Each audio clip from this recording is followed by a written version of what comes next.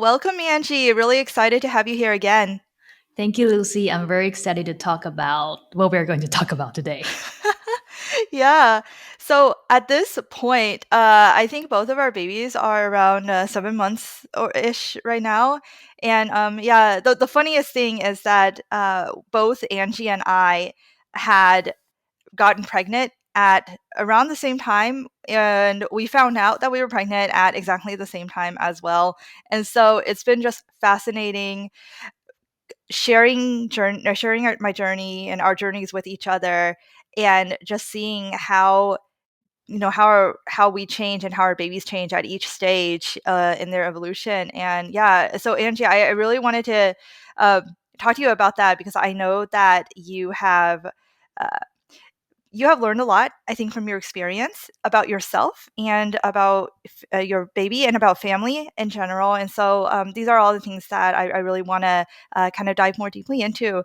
So I guess to start, can you talk a little bit about how motherhood has impacted you? And you can feel free to start at any point. You can start from the very beginning. You can start, where you are now. The floor is yours. Uh huh. Uh, this morning I was like, I think Lucy is gonna ask me this question, but I have no clue how to answer.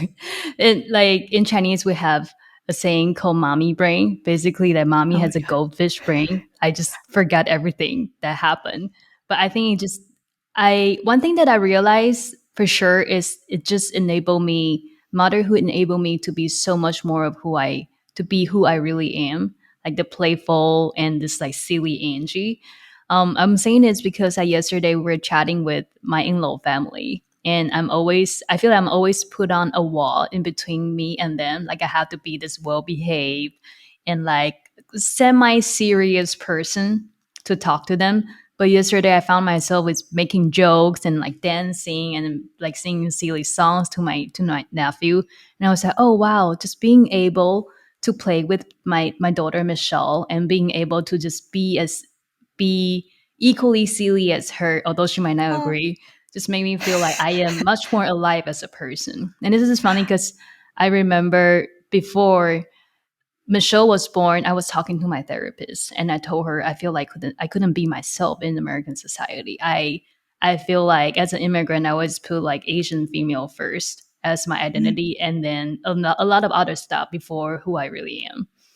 And so she asked me, will you imagine one day if you have your daughter and your daughter came back from school and tell you, Mommy, I feel like I cannot be myself in front of other people. I feel like I'm a fun person at home, but I just can't show that side of me outside our Oh. house. Well, how would you feel? And I was like, oh my God, my heart breaks into pieces. And Yeah. so at that time, I was just like, but I also have no other solution. I don't know how to be more playful, but I also don't want my daughter to see that she has to be two different people in Mhm. the house and outside the house. And so yesterday, I feel like it's a milestone for me to see the change in me. And I think motherhood in general, I still wouldn't, maybe I started to feel like a mother, but for the past 6 months, I just feel Mhm. like I have a tiny human being that I can play with. Not really like I'm a serious mother that has the responsibility. And I do think more, I do plan more. I do overcome a lot of the things that I feel emotionally difficult to do, but I still don't feel like I'm a mother. It's funny. How about you? That's very interesting.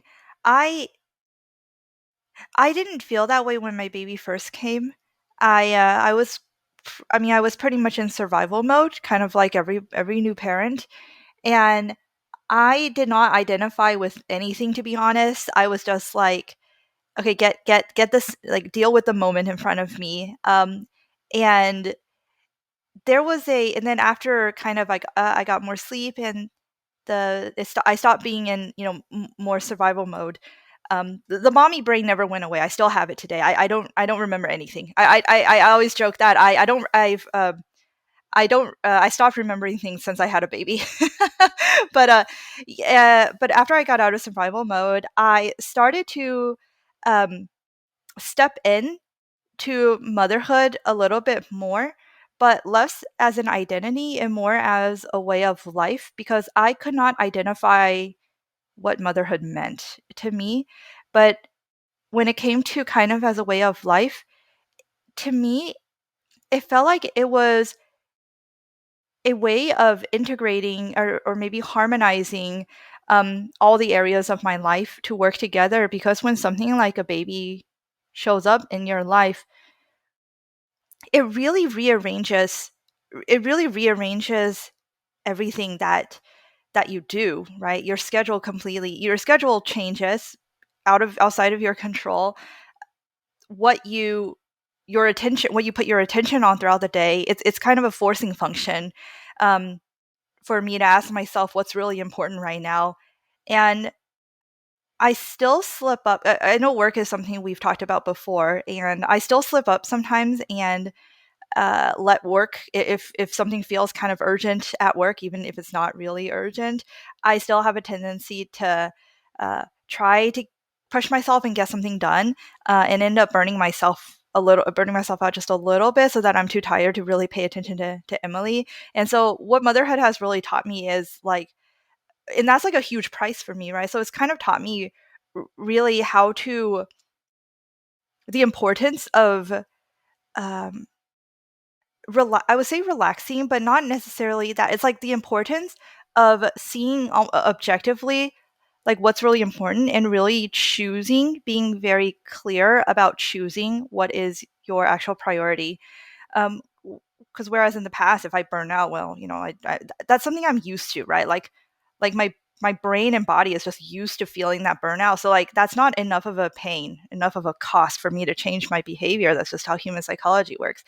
But not really being able to focus on my daughter, that is actually a huge cost, and that's kind of like a new type of cost. And so that always kind of snaps me back. So I've never like burn out for as long. Like I burn out, but then like I jump back.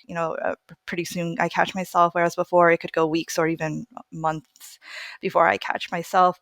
So it's very interesting. And of course, as lifestyle change, I do feel identity changes as well, because you can't change one without the other. It's bi-directional, right? You can't change your identity without changing your life, and vice versa.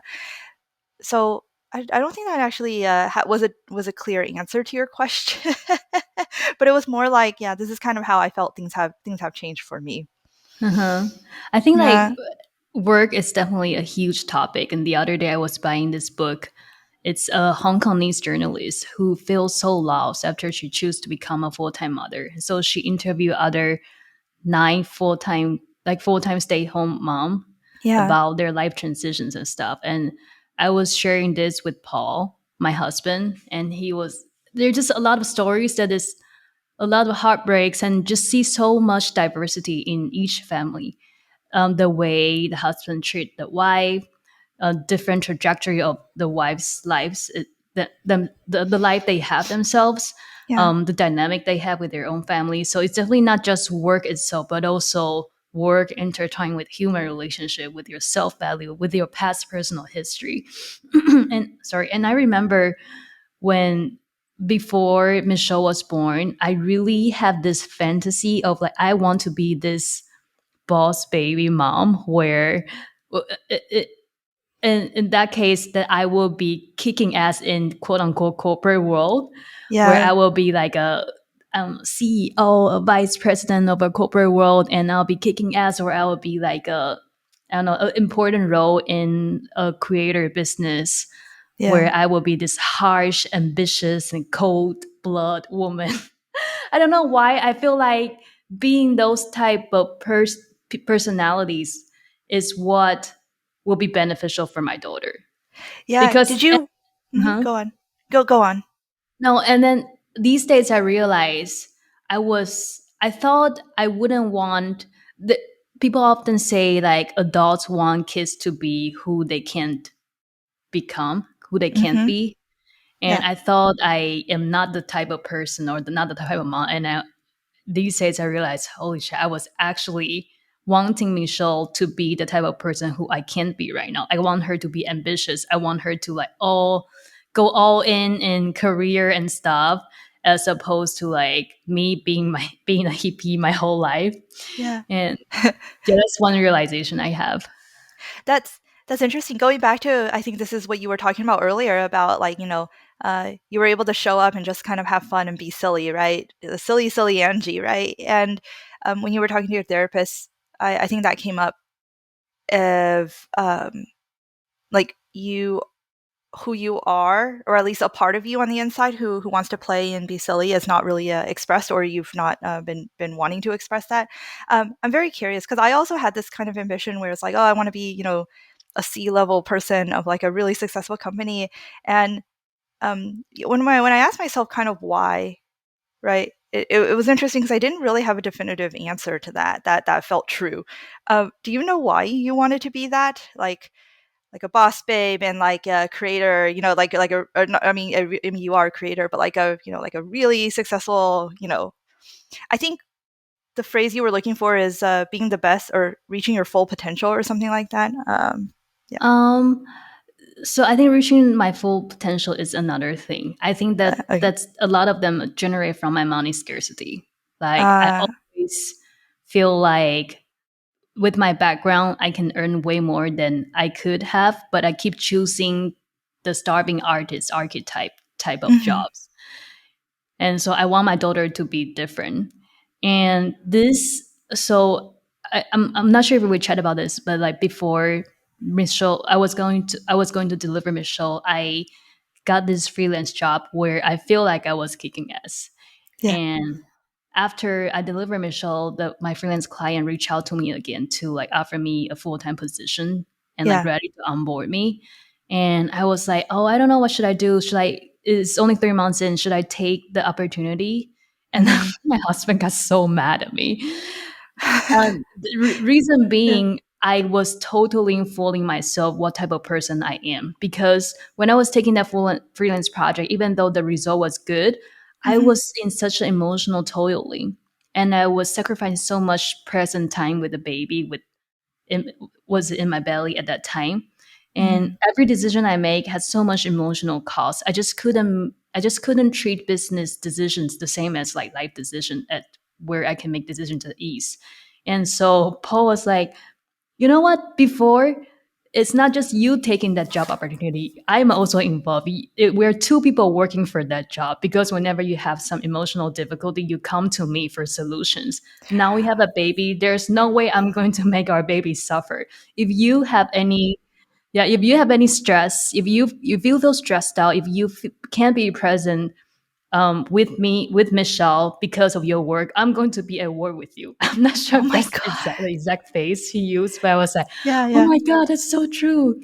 But so for after that 3 month point, I've been thinking about what exactly is my worth in addition to being a caretaker.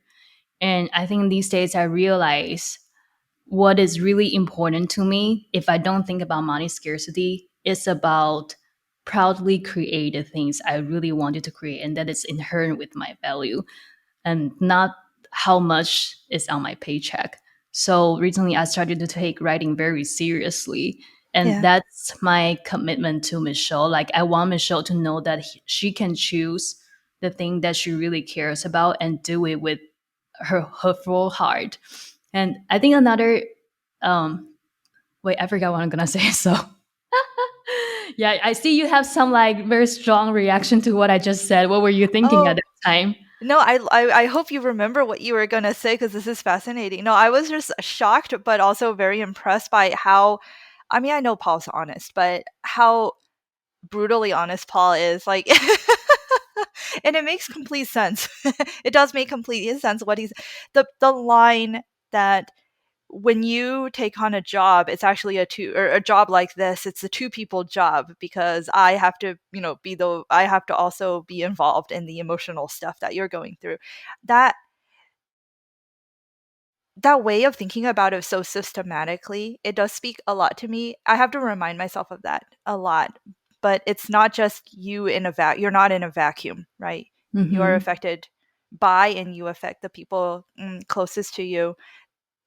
But yeah, yeah, that was I was just kind of like really impressed with how brutally honest he was about that, and you too for just like for like seeing that reality, right? One of the things I love about you, Angie, is that you don't. I mean, I don't know internally, maybe you do, but like externally, you you see reality, like you never deny reality. If someone tells you something, like you think about it, right? And you're not, you don't get defensive, is what I'm trying to say. And that is pretty rare, I think, in a lot of people. Oh, thank Especially you. for something that's really deep, right? As kind of a like a like a wound around money and scarcity mindset. Like that's a very deeply ingrained, very common, deeply ingrained kind of belief, and it really triggers people, right? If you call it out. But um, but yeah, no, I've never seen you get defensive about that kind of stuff. So it's good. Like people can be super honest with you, and you're able to change fast. I think because of that, I mean, because you actually care. I was telling you the conclusion of our conversation, but that was after like hours, hundreds of hours of fighting. Yeah. Oh, okay. Yeah. And I remember what I was going to say. Yeah. So another important transition is I was talking to a lady. I was actually talking to two lady very randomly that we connected in the course. Hmm. And one lady was a very successful C-level person in the company. And then what she said to me is she is afraid that she will just go on her life trying to focus on ambition and just miss the chance of having a kid. And the Yeah. other is telling me that she feels like she said my her mom is such a creative person. She's like she make art and then she did writing, but she's always anxious of what she's not capable of doing. And she Mm. wish her mom can see who she really is and just be happy about it. And just she said like it, I have so much anxiety just because I saw my mom like struggle with the things that she thinks like the struggle to be the person who she's not to be. If she can just enjoy making art, enjoy doing all those creative stuff, I will actually feel so much happier too. And I was like, oh my god, I feel like God. this future Michelle telling me Yeah. Can stuff. you imagine if Michelle said that? Yeah, so I think that's a Yeah. very important transition point for me. Hmm. Yeah. It was interesting because earlier you said that you wanted to be really ambitious because you want Michelle to uh, accomplish or have the ability to accomplish all of these things that you don't think you're able to. Is that correct? Mm-hmm. And was was the changing point? I guess like when you realized that, did you think that would make? I'm wondering where the changing point happened because it sounded like at some point you realized that that wasn't going to make her happy, right? To accomplish, to be very accomplished and all of these things that you wanted. I don't know if it was because of like the mix of all of these experiences that you had, with what Paul said, and then listening to this other person say that her regrets about her mom. Uh-huh. Was Yeah, there it's like, definitely yeah, lots of reflection from very many different directions. And I would just imagine Michelle. I yeah, think like what she really want from me is a present mother, and that she can see her mother really happy doing whatever she's doing instead of struggling to be someone else just because she thinks that's the best for her. yeah, And I'll never know what's I know like what I want from her is like I want her to be able to choose if she want to be a like entrepreneur type of kicking ass woman or she want to be like a creative and just like me. And yeah. I thought because I can't show her the kicking ass side, then she doesn't have the opportunity to be that type of person. I see. And I was like, wait, but I never really care. Like I don't really know what my mom or what my dad did in his job his whole life. Yeah. I have no clue what he's working on, but I feel so much love and so much empowered to do the things that I was able to do in my life because he was present in my life, because his love for me. And so I started to think maybe it doesn't matter. Maybe it's Yeah. my own scarcity, my own fear of I'm not becoming that type of person, and it has nothing to do with Michelle. Yeah. Yeah. Isn't it funny how sometimes it can be really difficult to know what it is that you think is success, like what you believe is success. What am I trying to say? Like it's difficult to know whether or not if your idea of success is yours versus like, conditioned by fear of something else or what you think other people think is success. I always find that to be fascinating. I think the advice, like it, you know, there's the advice like, you know, do what you want to do and follow your passion. And I, to be honest, I find that advice really hard to follow because I actually have a really hard time knowing what actually is mine versus what I think other people expect. Um, and but when I think about it from my daughter's perspective, um, and if I think about, do I think this would make her happy? Interestingly enough, I get a lot more honest with myself when I look at it from her perspective, and that's another thing that I think has changed me a lot. It's funny that when we talk about motherhood and parenthood, we always end up talking about work. Um, Because can like you? it's the same person. We are the same person Yeah, that does the work, be the mother, be the yeah. spouse. Can you? What is the name of that book that you mentioned? You said there was a book where it talked about women who were full time moms and their Oh, it's experiences in in work. Chinese though. Oh, okay, never mind. I can't read that. Um, But but one thing that's that fascinating. Yeah.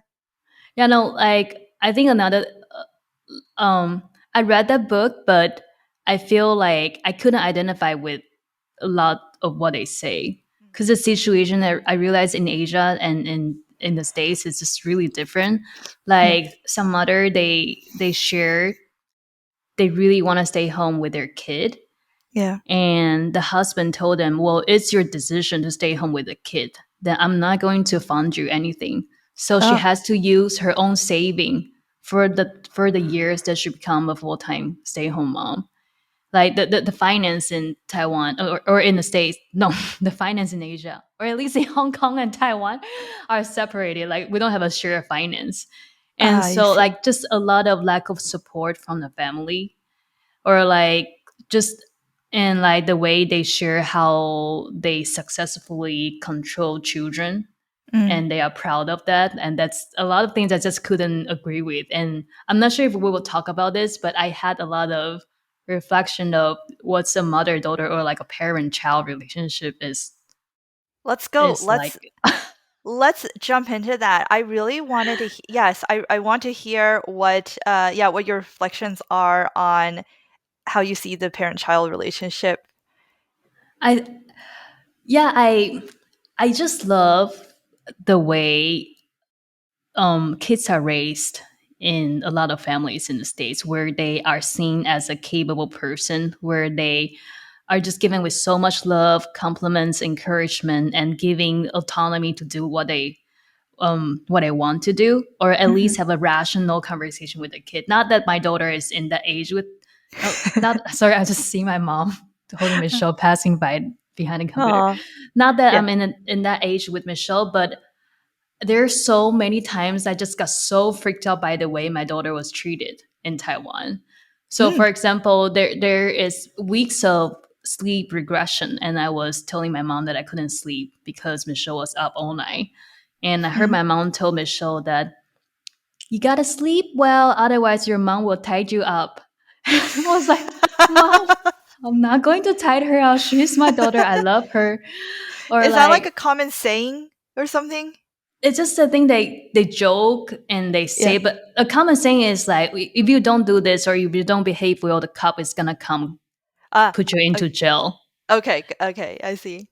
And I know like kids here, they will be upset, but they won't take it seriously because the parents will be telling them so many times Y and the cops yeah, never came.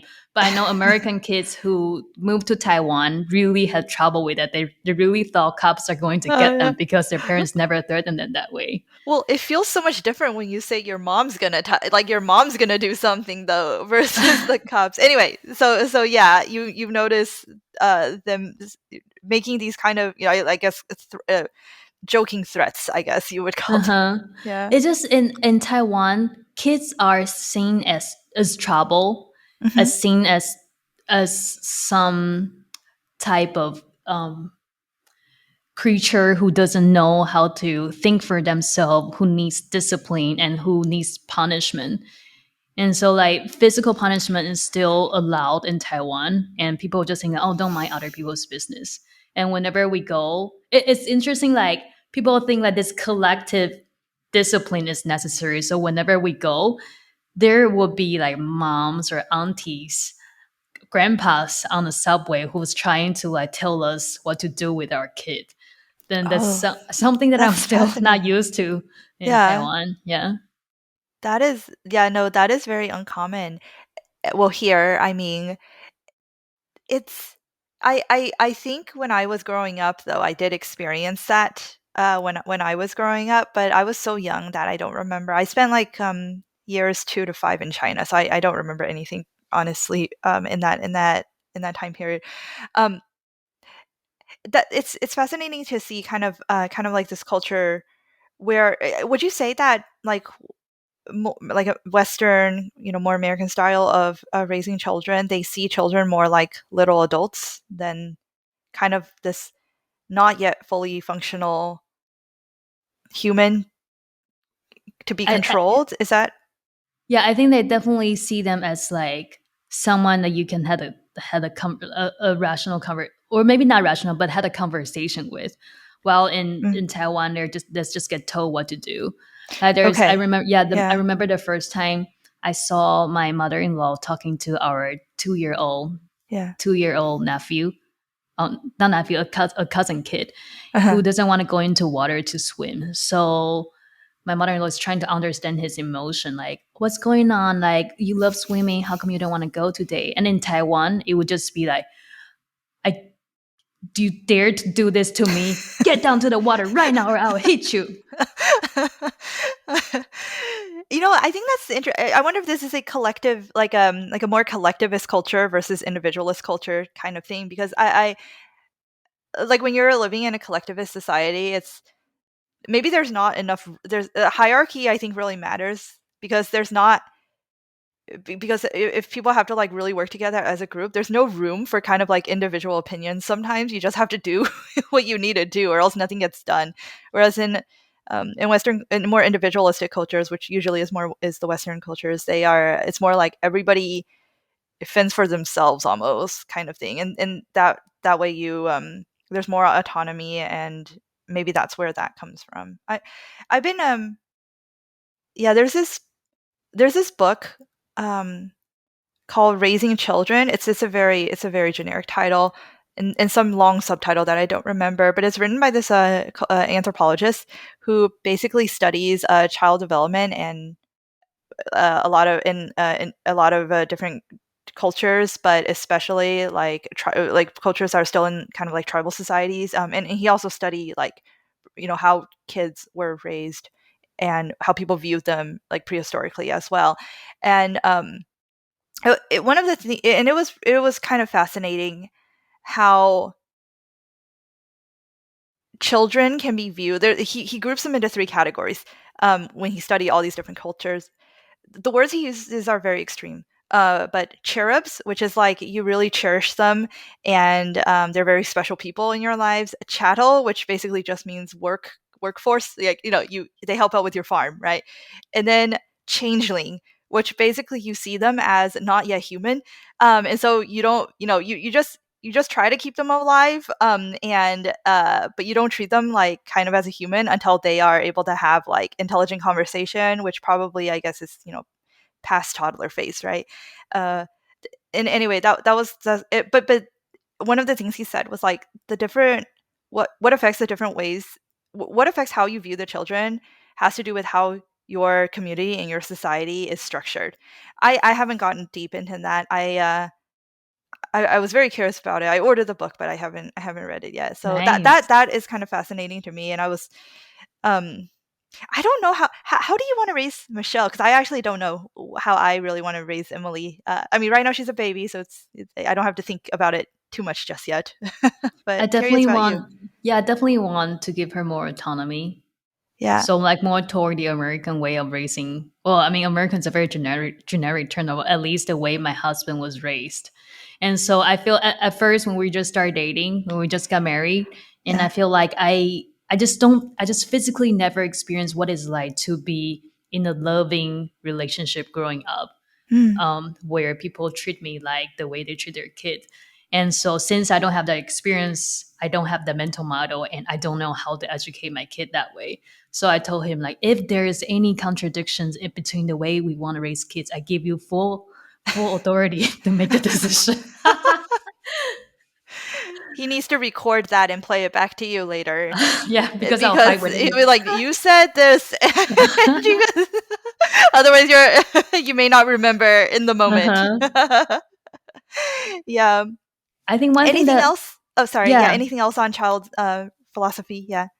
no, I think a lot of, I definitely feel how I was influenced by the environment these past few months too. When we were in the States, I thought about all the way that people treated kids in Taiwan, even though that extreme of like punishment or stuff, or just like the verbal discipline, like don't do this and don't do that, Hmm. I will feel angry emotionally. And I can't imagine myself doing that to Michelle. But coming back to Taiwan, I suddenly feel like I allow myself to express resentment Mm. more.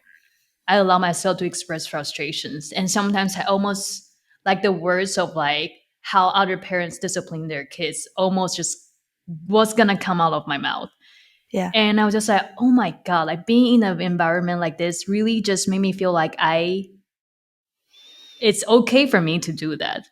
Hmm. And so I think like it's not just like I don't want Michelle to experience this. I also don't want to become that kind of person. So we're really thinking about how much time should we spend in Taiwan in the future. Yeah, yeah. Because yeah, your environment definitely matters a lot. What is I'm curious. What is Paul? What's his opinion about that? If Um, you guys talked about it. I think like sometimes you mean like choices of living where to live. Yeah, and parenting style as well, which is affected by your choice of where to live. Yeah, so like we are thinking, I think community is still where we put most emphasis on. Like if we can find a community of people who think like us and like educate the kid in the way that we want to, or and like so that would be the places. So places like Ubud, and we're exploring Barcelona in a few days, and Oh, maybe that's thinking fun. about Boulder in the future. Yeah. And so, and in terms of like the way educating kids, I think like of course I told him about the extreme cases. He's like even more upset than me hearing about the ways people educate their kids. But sometimes I was just like making jokes and I think it's Yeah. okay. And turns out those are not okay for him either. So I was like, oh Yeah, my God, yeah. I need to raise my bar. Well, Paul is very he has very strong like he has very strong principles, right? Mm-hmm. For living. Yeah. He has a really I think it, he has a very strong inner compass. My inner compass can sometimes be like affected by who I'm with, by peer pressure, I would say, right? Um I wish I had a stronger inner compass, but it is what it is. I mean, they are getting stronger. Your and Yes, mine. that is true.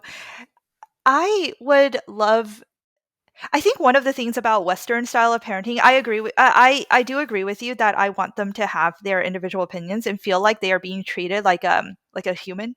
Now uh, even though I always have the choice to not to veto, right, to not do what they want, but I hopefully will be able to always hear them out. I hope I'm not going to be like, because I told you so. But I'm sure it's going to be hard to, that might slip up once in a while.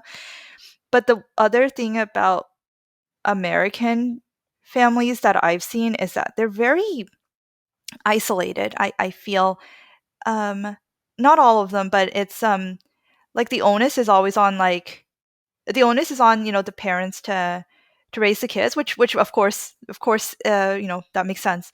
But I see some communities in other cultures where it's like there's like a whole tribe, right? There's like a whole family around, and kids can play with other kids, in the family, and adults come in and out, and it's like you're not always so attached to mommy and daddy. Like there's other people that you are exposed to, and you can have mentorship from all sorts of people.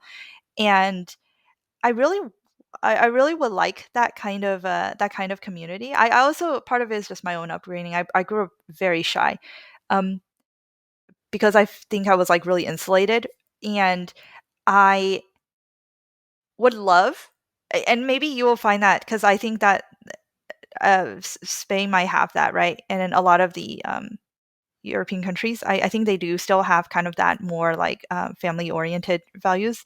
uh, where it's like you have that community aspect, but also you respect each other's individuality. Like that would be like I think the sweet spot. What are your thoughts on Mm-hmm. that? Yeah, I think so too. Like we have another family who we just become friends with. They're half Taiwanese and half Italian. And so Ah, yeah. when they're in Italy, it's like big family dinner, and they don't really have that much of individual opinions allowed either. Okay. But I believe it's better than Taiwan's situation because Yeah. the way she told me the way they raise kids is kids can be wild and crazy as long as it's within a reasonable range. Yeah. But when their kids are living in Taiwan, people get so mad at them. They will be shouting at their kids on MRT like, "Why, like those two parents? Why are you not like controlling your kid? You don't have you should feel shameful for yourself." They're like Mhm. running around and yelling Mhm. and stuff like they got like harassed all the time. Mm. And so I think it's two collective society, but very different way of treating individuals. Interesting. Interesting. Yeah, Yeah. but there are still good sides about collective being a collectivist society in Taiwan. Like my parents, they literally just take it for granted that they are here to take care of our kids. And Mm. they their best wishes is one day we'll all move in and live together, which is not gonna happen. Yeah. But they just always volunteer to take care of the kids. And in Taiwan, I feel like walking on the street is 50% you see kids are with grandparents only, and 50% kids with their parents. And so Okay. it's I'm like my generation. I'm also brought up by my grandparents, and Yeah. so it's pretty, I think being parents here, they might have less freedom to choose how they want to raise their kids, but they also have lots of people who can share the responsibility of kids caretaking if they want to, like get a days off or something like that. Yeah, that makes sense. So, what what have you been most surprised about since becoming a mom these last 7 months? Mm,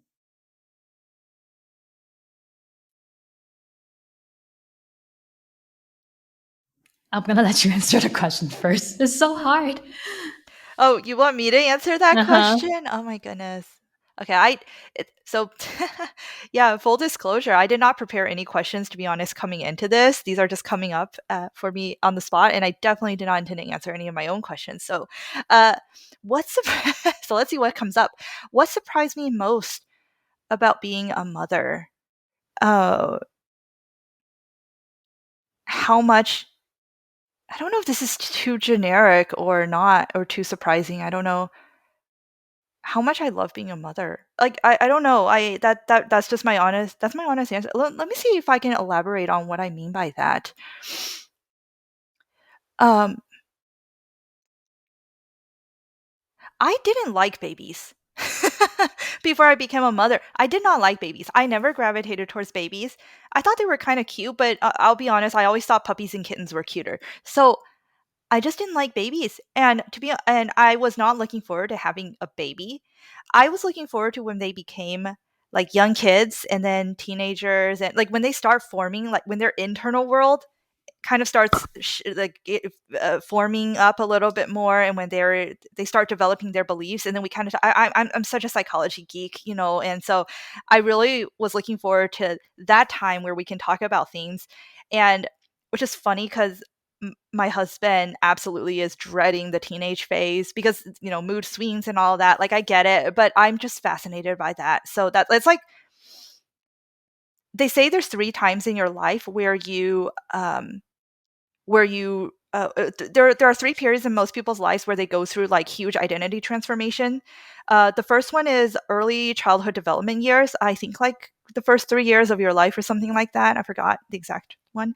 The second phase is during your adolescence, during your teenage phase. That's when you develop your internal rules. Like the first 3 years is like you develop external awareness, right? And then adolescence, you develop kind of your internal world, and then the last one is transitioning into motherhood. I don't know if it's mother specifically or it includes all parents, but I don't remember. So like those are kind of like the three pivotal moments that usually shifts people's identities. Uh, Sorry, but I'm most interested in the adolescent one. Anyway, I did not like Mm-hmm. babies, right? So I was not actually looking forward to babies or toddlers, to be honest, you know. And then now I love babies so much, and I just want to take care of all the babies. So I've been trying to find I've been making a conscious effort to find other parents with babies around Emily's age so that we can have play days because again, I want that community, right? I don't want Emily to just know us or her parents, right? I don't want her to just know us. And I have found that I love all the babies. I'm like, "Oh, look at you. Come here." And when they cry, I'm like, "Oh, what can I do for you? What can Auntie Lucy do?" And I'm just like, I never would imagine myself talking like that.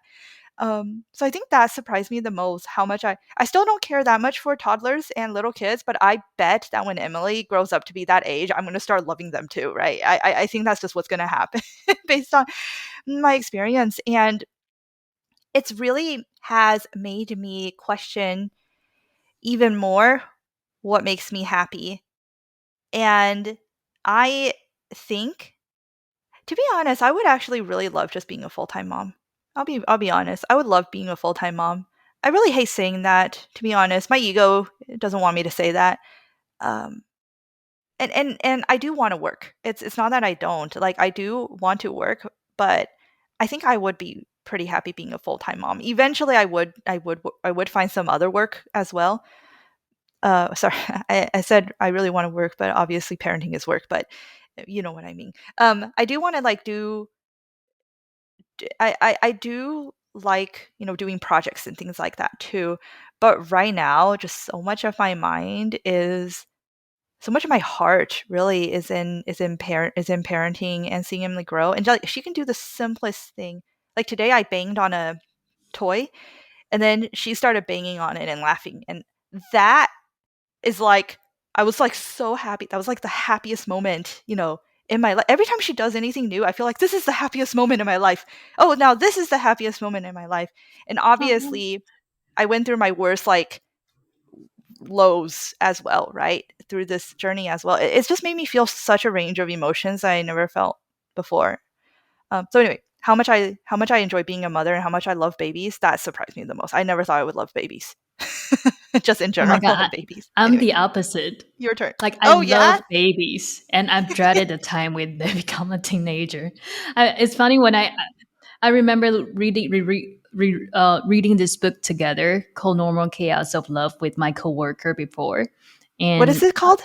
Normal Chaos of Love. It's written by two German sociologists, and it talks about how our life and our desire for work or pursue an individual identity or like wanting to have kids or not is actually um, shaped by industrialization and capitalism. It was written, I think it was Oh, written like decades ago, maybe 2 3 decades ago, but it mhm. still describe who we are now so correctly. And That's fascinating. yeah, it's one book that blow my mind. But when we were reading that, I was telling my coworker like, I don't know what to do with when my future kid turned 15. Like I might have to like dig a hole and hide inside. And then this time I was showing her Michelle, we were playing, and then she said like, Yeah. do you remember what you said? Do you think Michelle will like hearing that? I was like, no. But I think I have so much like playfulness that I want to show to this world, and that being able to do that with kid is one way that allow me to show that side of me. Yeah. And I think one thing, as you just said, one thing I agree that one thing that surprised me is also how much I love enjoying being a mother. Yeah. Because I think before delivery, I get scared hearing people talking like how sleep deprived you are and how hard it is to be, oh, like your alone time is gonna be over with your husband and your life will be completely changed. Yeah. But it's changed in a good way. Mhm. And this is how I described it. And I'm always like very like confused when people ask me about parenthood. The first thing they ask is like, what's the most frustrating thing for you? What's Oh, the most interesting. challenging thing for you? I was like, Ah. that's like you already bring your own perspective into the question. I was like, I guess there's no frustrating thing. Like I'm just so surprised by how much happier I am now. And I I think another two thing that surprised me is like despite the fact that our life, I feel so much happier now. Our last trip that we took, just me and Paul, to Southeast Asia alone, made me realize how much less intimacy we had with each other. Like we're so happy just being with Michelle, and we forgot to spend time with each other. And we sort of morph into the type of us who are also parents and spouse, but not a romantic partner. Mm, And when we are alone on a trip, I found out like we're just so much more intimate together. So coming back, I started to like try very hard to like intentionally make time for just two of us. mm. Um, although he said something like, I prefer just being with Michelle together. Yeah, I was gonna ask, like, does he also feel the same that you guys need more bonding time and that kind of No, thing? I don't think he thinks. It's like me. I feel like I need the bonding time, Yeah. and I think, and the other thing that that surprised me is like how it's actually my relationship with my own mother, and Mm. I realized I will never. I felt like by bringing Michelle to this world, the relationship between me and my mother will also change for the better forever. And I think like this time coming back to Taiwan, I realized that will never happen. That surprised me really. And one thing, I went to a postpartum massage here, and apparently that lady, she take care of a lot of moms, and she also go into those postpartum centers in Taiwan to like do Mhm. like psychological, like education on psychology, postpartum depression and stuff. So she heard a lot of like sad stories where the women have to secretly go into her service without letting all her family members know, and Is that this in become their Taiwan? sanctuary. Yeah, it's in Taiwan. Okay. And then Yeah. she told me like, we forgot, we often forgot that we become a mother, but we are still a daughter at the same time forever. And when she said that, I just like and I think like Yeah. I really relearned what is it like to be a daughter at the same time of like becoming a mother. And I still am learning what is it like. Yeah. So did anything change between you and your mother's relationship? I definitely am more assertive, but there are a lot of times I still feel powerless. Yeah. Okay. Of yeah. Yeah. I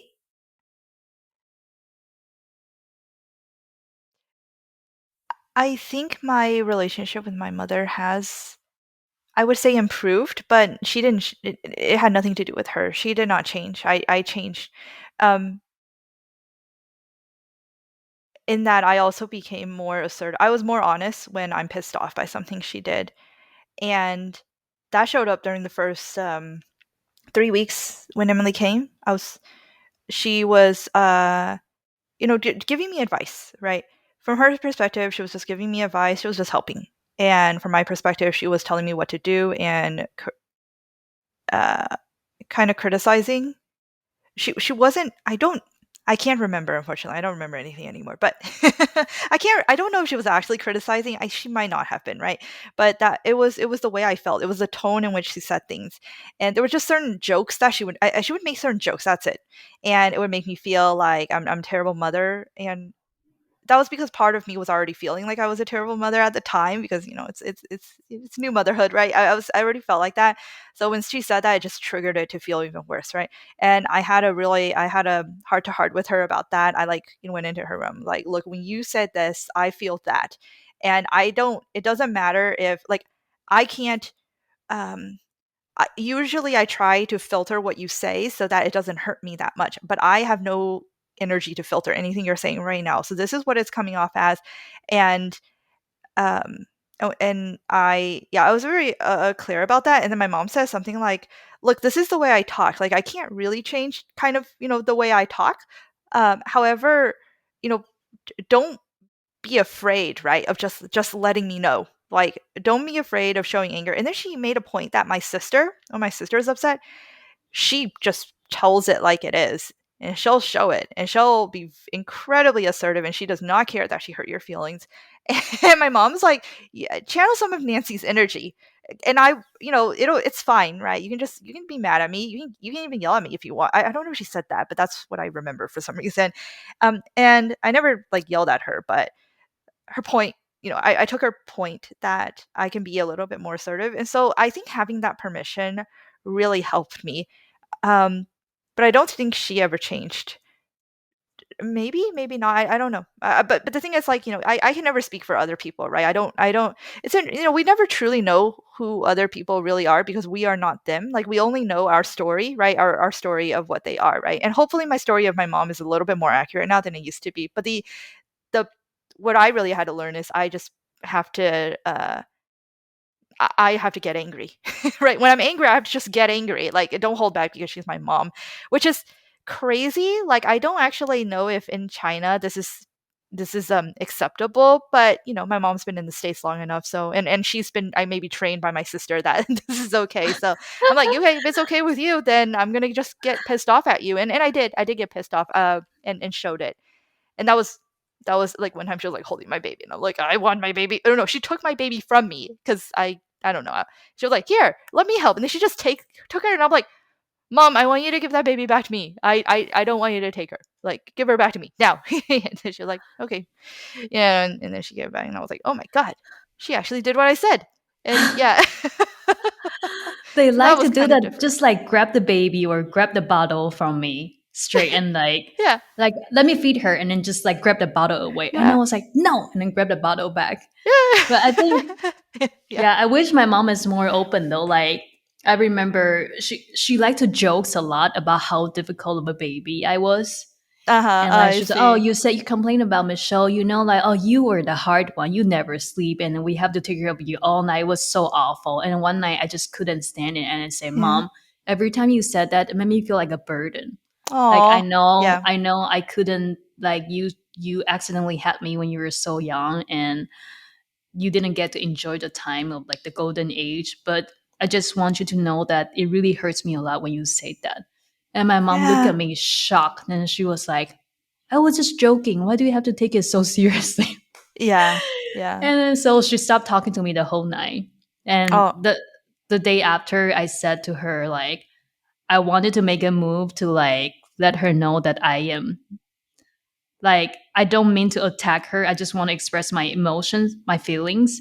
And so Mhm. I said to her, I apologize. I know you said to me yesterday was you wanted to us to know uh, like how much effort you paid in raising me, and I really appreciate that. And I don't mean to attack you. I just want you to know my feeling. That's it. And then all she said to me is like, I had nothing to say to you. Like I'm done. Like you are just always a sensitive child, and if you can take this, you have to take things so seriously. There's nothing I can do. That's Mhm. what she said to me. And at that time, I actually feel a sense of freedom.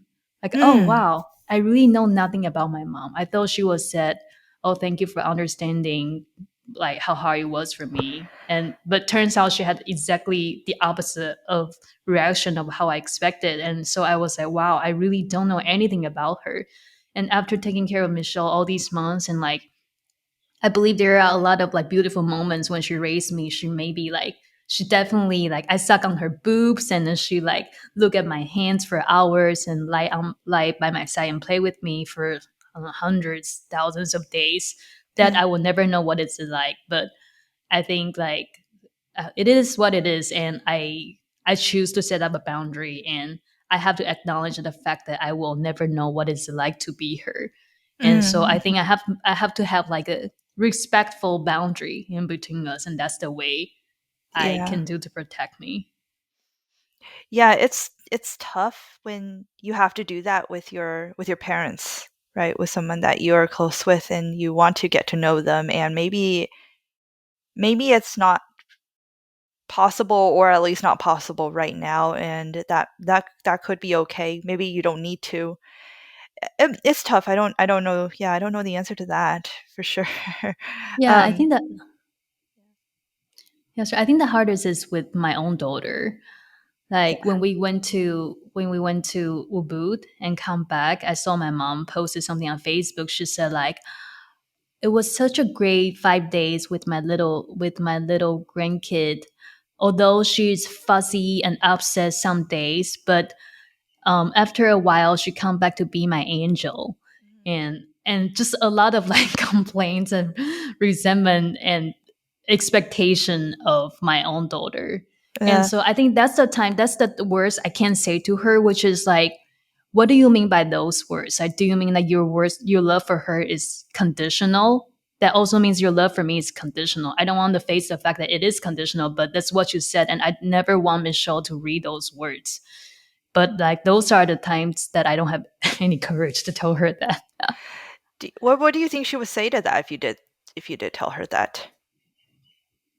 She probably slapped me in my face on my Oh, face. really? Okay. Yeah. Because do you think that okay, that was not the answer I was expecting. I mean, I didn't know what I expected, but wow. Yeah, then maybe it was good that you did not say it.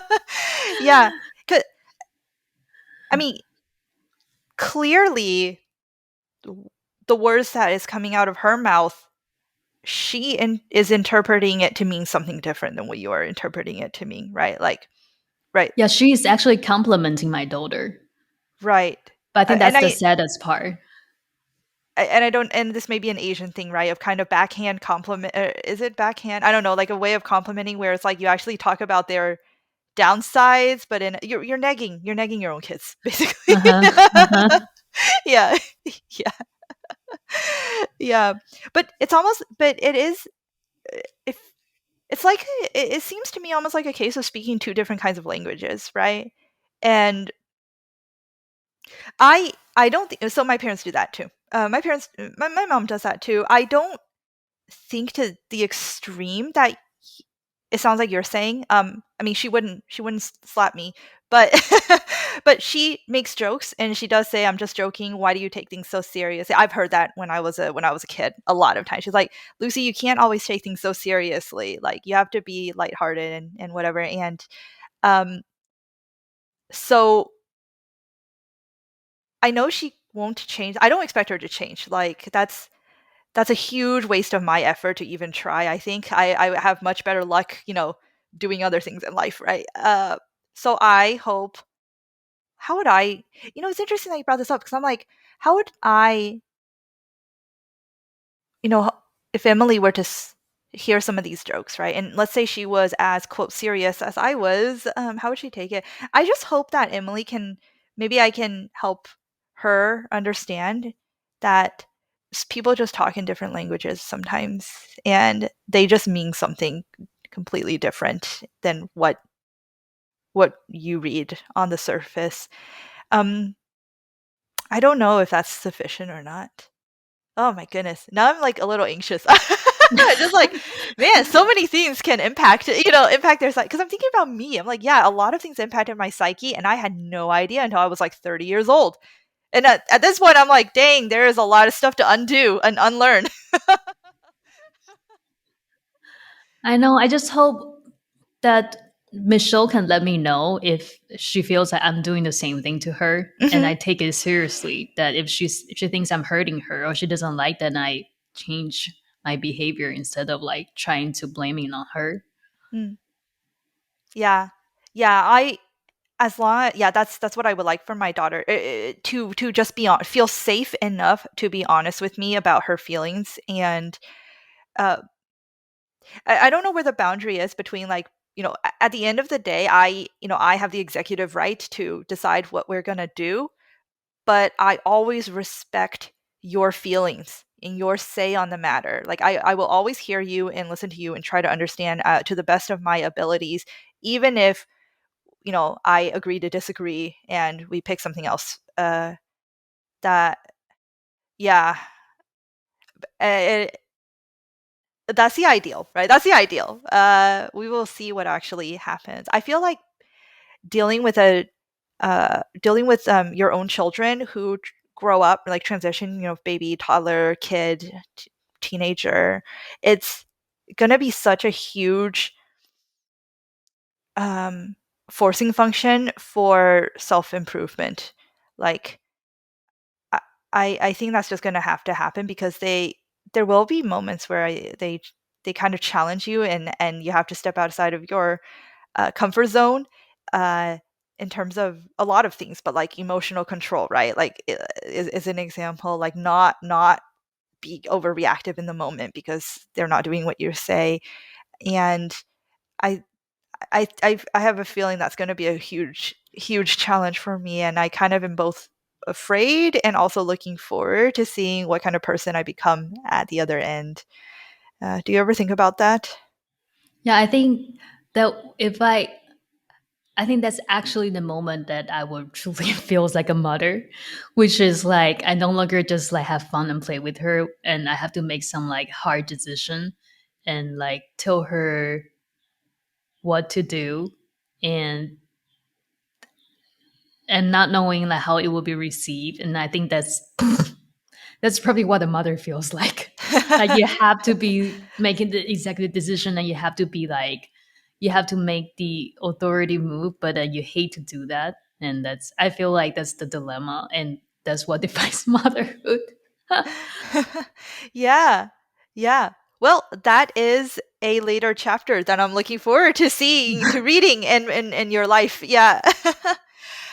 um did anything change for you? So I remember we did a podcast episode on your podcast. We did a call together, and we talked about like the first 3 months, and we both went through some challenges there, and I'm pretty sure all new parents do. And a lot of that, I looking back, I would say like 80, if not 90% of my problems and challenges were from unstable hormones and lack of sleep.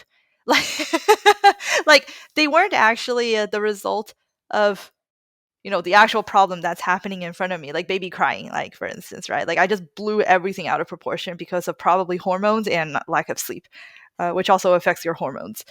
Um, I wanted to ask, how have you or your relationship with Michelle changed, between like the first 3 months and the latter 3 months, if anything? I feel like my relationship with her doesn't change much. Um, it's definitely much more fun than the first 2 months where she was just a blob, and like at that time she doesn't know how to smile yet. So whatever I do, I feel like it's only when she get angry, she's crying, and I have to make her not cry. But now she's like giggling and like laughing all the time. I think what changed more is the relationship between me and Paul. Because for the first few months he was all in, and he barely does any work at all. He was just a full-time parent too. And now like I tell it's a and now like we have a lot of hard conversation of what our work life is gonna be like, and that I also want some time to create, not just full-time taking care of Michelle. Mhm. And that also means that it will compress his time of working. And what does it look like for both of us to pursue what we want? And like I think that's what really changed. So we make some very intentional changes in Mhm. the way we take care of Michelle and how we spend our time and stuff. Speaking of your relationship, has anything else changed between you and like your relationship with your husband? You mean in my relationship with my husband, anything else changed? Uh, no. Has your marriage changed? Because this is a common question that I think come up, which is like, how how does having a baby, right, affect your marriage? So I'm just curious. Was there anything else that changed Um, within the I marriage? Is think what I meant. I feel Yeah. like that's the same thing. Hmm. I mean, like what changed between me and Paul is like what the marriage has changed. Yeah. Yeah. I don't understand your question, but I I feel meant like what else? Is there what anything more? Is what I meant. um I think like the changes so like I change a lot. I change a lot in the way I interact with him. Yeah. Before I always feel like okay, if he's going to be the main breadwinner for the whole family, I have no say in how to dictate my time.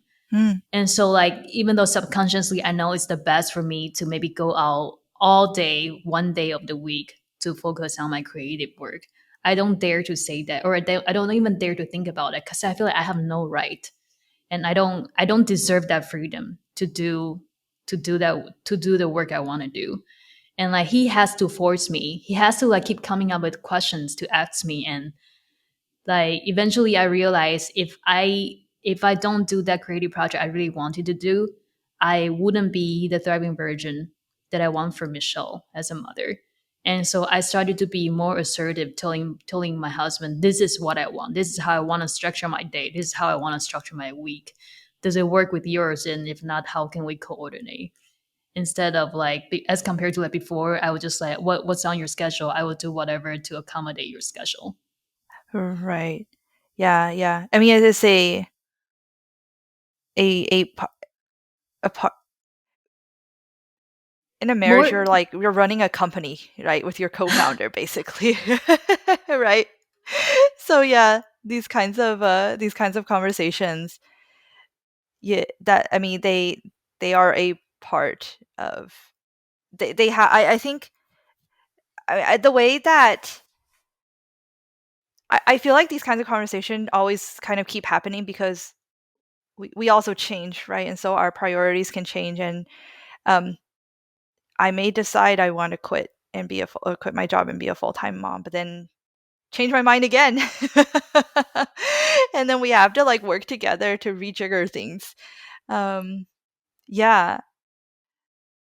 Yeah. Um, Has anything changed in your marriage in I addition to was logistical change? I was trying to think about that actually. I don't think anything has changed.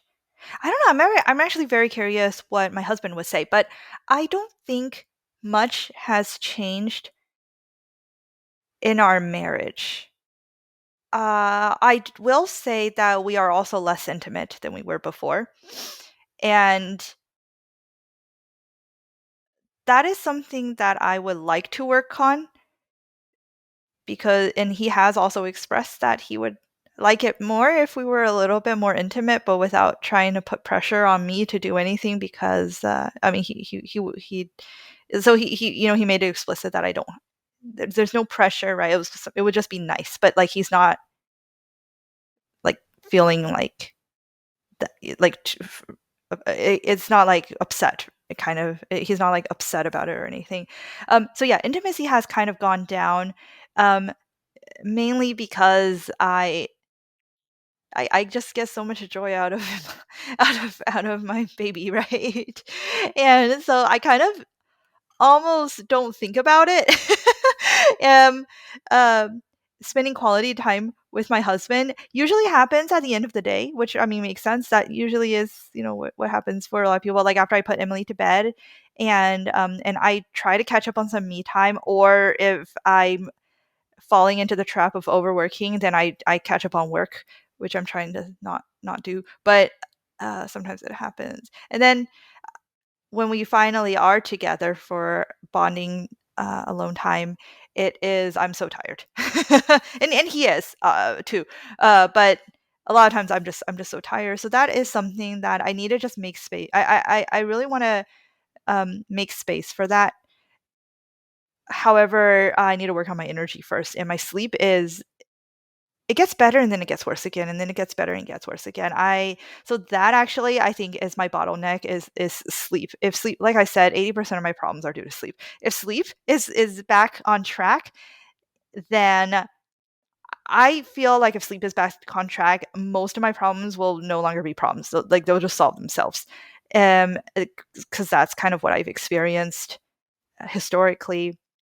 So that changed in kind of, I guess, the negative direction, is the intimacy thing. However, so I'm talking about physical intimacy. However, again, not speaking for my husband, but I feel like our marriage is stronger in that it feels so much more purposeful. And I just feel like we're always on the same team because we go through so many challenges, and most of the time caused by me because I'm I get super emotional when I don't get sleep. and and he goes out of his way to try to work with me and solve things. And that level of I really feel like I'm like with a partner, like it almost never feels like it never feels like me versus him. It always feels like me and him versus the problem. Like I get super emotional about some problem and I can start freaking out about it. And then he's there to kind of ground me a little bit on that. And um so in that like I think this is human psychology, but I think like the more challenges you and somebody else solve together, and that can be a friend or a parent or your significant other or whoever, the more challenges you go through, the stronger you guys, the stronger your bond becomes. And that's like, yeah, in the past 6 months, there was just so many challenges and problems, and not all of them were like that important in retrospect. But because we kind of overcame all of them, it made it feel like that our marriage is stronger because of that. Yeah, even it's so funny. Yeah, even though physical intimacy has gone way down, I felt like I love him more. But I do want the intimacy to go back up. So that is something I'm working on. Yeah, I feel that Mark and Paul are both like very stable person thank God. emotionally, and then they are like so rational. They just focus on like this is the problem. There's no emotion involved. We just need to find the best solution. But I'm like, no, you take away my freedom, blah blah blah. No, but I do feel yes, I 100% agree. Our marriage got so much more stronger, and it's mostly on my side. I think that before he would always tell me that we're on the same team, like we're why are you fighting with me? We are in this marriage together. We are on the same team. And I was like, no, you are. I'm against you. You took away my freedom. You took away my space. But now I'm really like, yes, we're on the same team. How can we find the best solution? And I think like, yeah, it's I. I think one thing that I see a dramatic change is my emotional fluidity. I used to be hold on to like a conflict for quite some time, like maybe a few hours or so. But now I know I don't have this time for the stupid conflicts that we need to get back to where we are for so we can be present with Michelle. And so I Mhm. will try to let emotion flow through much quicker than before and like sit down and talk to Paul maybe just after 5 minutes to figure out what's going on and so we can Yeah. find agreement and then keep going again. I'm telling you, like having kids is like a forcing function for you to grow. Like you have to.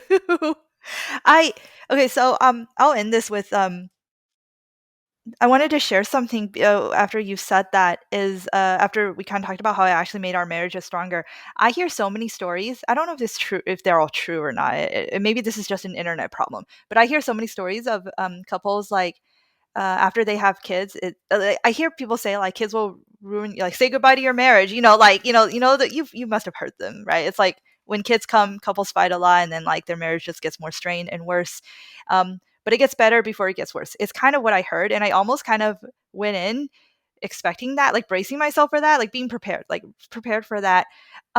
However, I recently read this book called The All or Nothing Marriage, and one of the things that the author noticed is that on average, marriages marriage satisfaction has declined now compared to in the past. I forgot what in the past was, but in the past.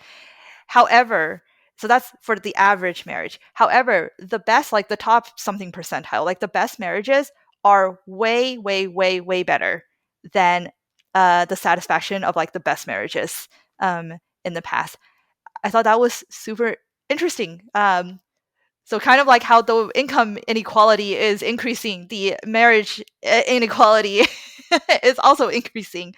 Um, but part of what makes, I guess, the best marriage work out is this ability to work out conflicts with each other. That really comes down to assumption of goodwill. Like you're always assuming that there is a good there's goodwill, there's good intent behind your partner, and it really puts you both on the same side. And my theory is that the more challenges you overcome, the more you bond with each other. To me, that just makes human psychological sense.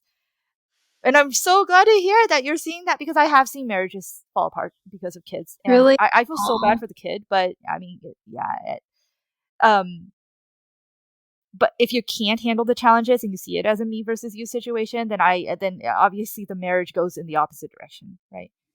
But yeah, no, Mm-hmm. I'm so happy for you and Paul, and yeah, I also agree. I'm so glad we both found really stable people who are able to, be aware of emotions, but not let it get in their way, Mm-hmm. and I'm not very let grateful. our emotions get in their way either. that's that's very helpful to me. Yeah, I'm definitely very, very grateful. Okay, last question. Uh, what is your favorite thing about being a mother? Or one of, Uh, if you can't think of your favorite, but like one of your favorite things about being a mother. I think just like being able to like hug and kiss my kiddo, Yeah. and that's one thing that being that's one thing that was written in the normal chaos of love too. Like a lot of reasons, a lot of times people desperately want a kid. Like they don't even need to have a partner; they just want a kid, and a lot of it is generated from this sense of physical touch was not really is not allowed as much as before. Mm. And like now having a kid, you are able to really just like satisfy this very fundamental human need. It's it like being able to do that with Michelle and just like tickle her and like eat her fingers or like eat her feet and just listen to her giggles. I just feel so happy. Yes. I'm sorry, when you say that, I'm like imagining Emily, and I'm just like, oh my god, I know exactly what you mean. It's so weird how little, like, just such little things can just make you so happy. Oh my goodness. Okay. Mhm. Thank you so much, Angie. This has been a really, really fun chat. Where can our listeners find you in your beautiful creations?